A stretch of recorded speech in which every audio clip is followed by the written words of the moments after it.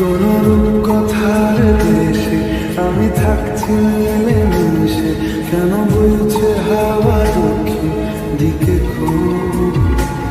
সে কি দেখতে পেয়েও পায় না, নাকি দেখতে আমায় চায় না? তবু সুযোগরা দেয় তারি ঘরে ঢুক।